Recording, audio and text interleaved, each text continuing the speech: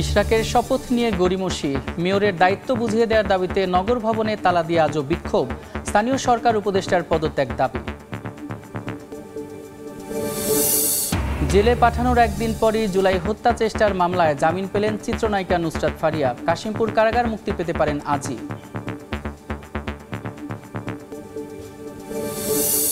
শাহজালাল থেকে উড্ডয়নের পর পাখির আঘাতে টার্কিশ এয়ারের বিমানের ইঞ্জিনে আগুন, 280 আরোহী নিয়ে নিরাপদে অবতরণ, মেরামতের পর ফ্লাইট। ভারতে অবস্থানরত অবৈধ বাংলাদেশিদের 30 দিনের মধ্যে শনাক্তের নির্দেশ। রাজ্যে রাজ্যে স্বরাষ্ট্র মন্ত্রণালয়ের বার্তা, ফেরত পাঠানো হতে পারে নিজ দেশে। এবং দেশে উচ্চগতির ইন্টারনেট সেবা দিতে স্টারলিংকের যাত্রা শুরু। 300 Mbps আনলিমিটেড ডেটা পাবেন গ্রাহকরা, মাসে খরচ 4 থেকে 6 হাজার টাকা।